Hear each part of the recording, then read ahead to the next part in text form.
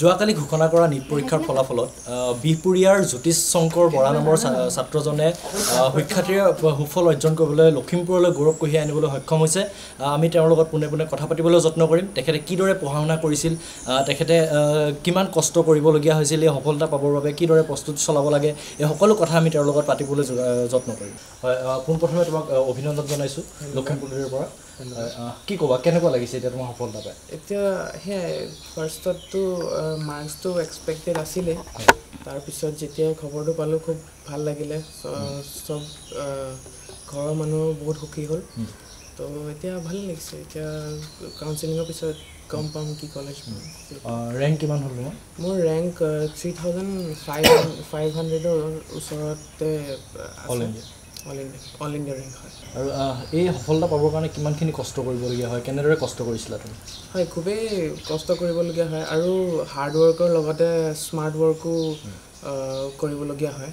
আৰু আপোনাক হেল্পো বহুত দৰকাৰী হয়, পেৰেণ্টছৰ পৰা ছাপোৰ্ট আৰু আপোনাৰ যিকোনো গাইড যাক আপুনি গাইড হিচাপে মানে, তো সিহঁতৰ ছাপোৰ্টো বহুত দৰকাৰী।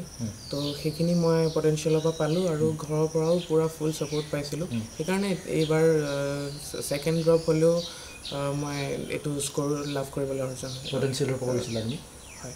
ক'ৰ পৰা কৰিছিলা? পটেনচিয়েল তেজপুৰৰ পৰা মই কোচিং কৰিলোঁ। হয়। কেনেকৈ শিকায়, তাৰ শিক্ষাবোৰ কেনেকুৱা হয়?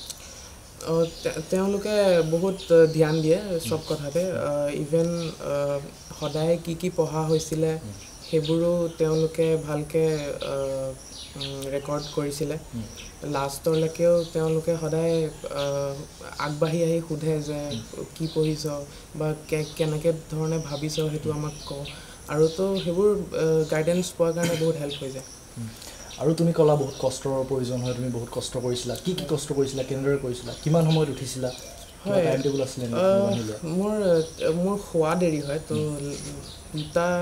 দুটামানত মই শুই যাওঁ। তো উঠাটো বাৰু আপুনি যেতাৰো উঠে যেতাৰো শুৱে, কিন্তু সদায় আপোনাৰ এটা মিনিমাম আৱাৰ্ছৰ ষ্টাডি আপোনাক লাগিবই। কনচিষ্টেঞ্চিটো বহুত ইম্পৰ্টেণ্ট। তো যেনেকৈ হওক সেই আৱাৰ্ছটো মেইনটেইন কৰি ৰখাটো দৰকাৰী। আৰু তাৰ উপৰিও সময়মতে টেষ্ট দিয়া আৰু বাৰে বাৰে টেক্সট বুকছবোৰ ভালকৈ পঢ়া বহুত দৰকাৰী। কি কি পঢ়িছিলা তুমি? কিতাপ কি কি পঢ়িছিলা? হয়, কিতাপ NCERTৰ বাহিৰে একো ইমান পঢ়া দৰকাৰ নহয়। NCERT বহুত থৰলি বাৰে বাৰে পঢ়া দৰকাৰী। আৰু ক্লাছৰ নোটছ যোনে আপোনাক পঢ়াই আছে, যিকোনো শিক্ষকে বহুত নিজৰ এক্সপিৰিয়েঞ্চ ইউজ কৰি পিনে আপোনাক ভাল নোটছ দিয়ে। তো সেইবোৰ আপুনি ইউজ কৰিব লাগে। বেছি বেলেগ বস্তু পঢ়ি পিনি নিজৰ সময় নষ্ট কৰিব নালাগে। আৰু টেষ্ট দিয়াটো বহুত দৰকাৰী। মই কমেও 40টামান ফুল টেষ্ট দিছিলোঁ লাষ্টৰ ফালে, সেয়াই বহুত হেল্প কৰিলে। আৰু এতিয়া ছাত্ৰ ছাত্ৰীসকলৰ কাৰণে তুমি কি ক'ব বিচাৰিবা, মানে কেনেদৰে নোট বনাব লাগিব বা কেনেদৰে পঢ়িব লাগিব, তেওঁলোকক কি ক'বা তুমি? নোটছ বনোৱাত তুমি কেনেকৈ বনাইছিলা নোটছসমূহ? হয়, মোৰ বেছিভাগ নোটছ আপোনাৰ হেৰিয়াতে থাকে, মোৰ লেপটপতে থাকে। তো মই তাৰ থ্ৰুদি বাৰে বাৰে ৰিভাইজ কৰিছিলোঁ। নোটছ বনোৱাতকৈও ইম্পৰ্টেণ্ট এইটো হয় যে আপুনি বাৰে বাৰে যদি আপুনি নোটছ বনাইছে, তেতিয়া সৰুকৈ এটাই নোটছ বনাওক আৰু বাৰে বাৰে সেইটো ৰিভাইজ কৰক।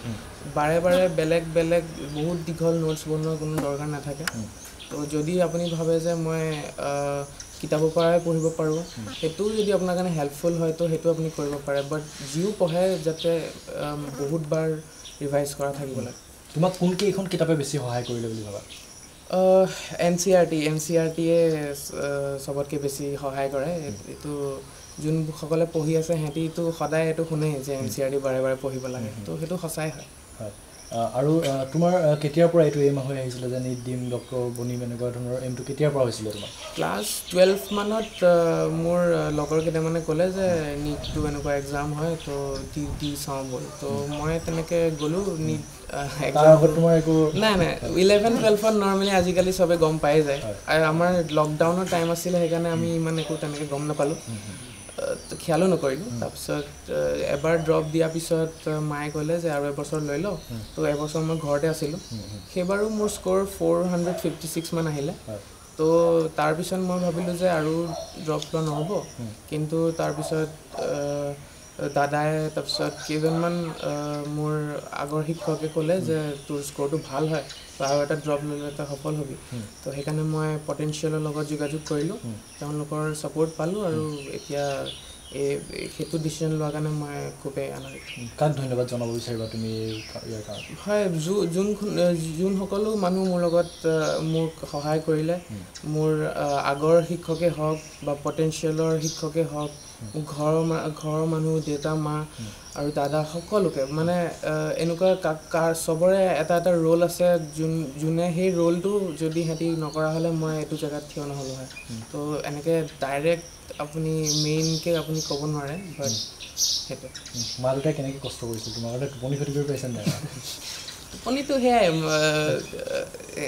মা দেউতাক একো নক'লেও সিহঁতি টোপনি ক্ষতিটো কৰিবই আপোনাৰ কাৰণে কিন্তু মেইনলি এইটো হয় যে লাষ্ট ইয়েৰ মোক একো এনেকুৱা প্ৰেছাৰ দিয়া নাছিলে সিহঁতি ইমান সুধি নাথাকে যে তোৰ স্ক'ৰ কিমান আহিছে পঢ়িছন নাই জাষ্ট সোধে যে মানে পঢ়িছন নাইতো সুধিবই লাগিব কিন্তু সেইটোৱে জাষ্ট মানে ইমান ডিটেইলছত জানিব নোখোজে কাৰণে মোৰ ওপৰত ইমান প্ৰেছাৰ নকৰিলে সেইটো আপুনি যদি নিজৰ ল'ৰাটোক পঠিয়াইছে তো আপুনি জনাটো বহুত জৰুৰী বুলি ভাবে কিন্তু সেইটো সিহঁতি নিজকে কণ্ট্ৰল কৰি পিনি মোক বহুত ফ্ৰীডম মানে এটা ষ্ট্ৰেছ নিদিয়াকৈ ৰাখিলে তো সেইটো কাৰণে বহুত হেল্পফুল হ'ল হয় মানে তোমাৰ মতে এতিয়া প্ৰেছাৰ দিব নালাগে চাগে বেছি হয় মানে যদি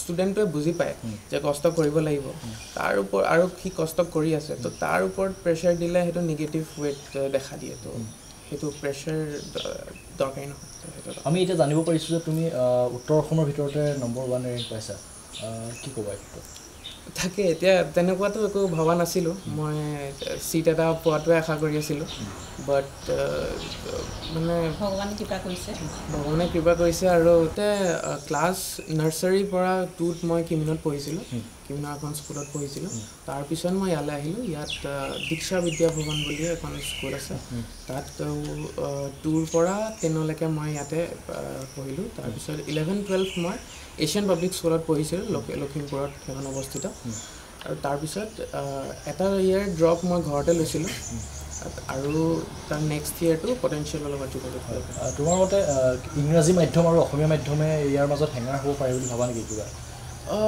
মই ইংৰাজী মাধ্যমৰ হয়তো সেইকাৰণে মোকতো হেল্প কৰে ইংৰাজী মাধ্যম হোৱাৰ কাৰণে কিন্তু কষ্ট কৰিলেতো যিকোনো মোৰ বহুত লগৰ আছে যোন অসমীয়া মিডিয়ামত ইভেন 11-12 অসমীয়া মিডিয়ামত পঢ়িছে তো সিহঁতিও মোৰ সমানে মোৰ নিচিনাই স্ক'ৰ কৰি যায় তো তেনেকুৱা একো হেঙাৰ হ'ব নোৱাৰে কথা নাই মানে তেনেকুৱা একো কিন্তু এতিয়া মই নিজৰ এক্সপিৰিয়েঞ্চৰ পৰাতো এইটোৱে ক'ম যে ইংলিছটো মোৰ কাৰণে এইটো হেল্পফুল শেষত তুমি কেনেকৈ পঢ়িবৰ কাৰণে আহ্বান জনাবা ছাত্ৰ ছাত্ৰীসকলক তোমাৰ ভাইটিসকলক যিসকলে এতিয়াও নিটৰ প্ৰচেষ্টা চলাই আছে নিটৰ বাবে তেওঁলোকক তুমি কি ক'ব বিচাৰিবা মেইনলিতো NCERTটো কেতিয়াও এৰিব নালাগে NCERT চবে কয় বাইবেল নিচিনা বুলি তো NCERT থৰলি আপুনি অধ্যয়ন কৰাটো অতি জৰুৰী আৰু তাৰ উপৰিও সময়মতে চব কাম কৰি যাব লাগে কনচিষ্টেণ্ট যদি 8 ঘণ্টা পঢ়িম বুলি ভাবা হয় তো 8 ঘণ্টাই পঢ়িব লাগে তো যিমানো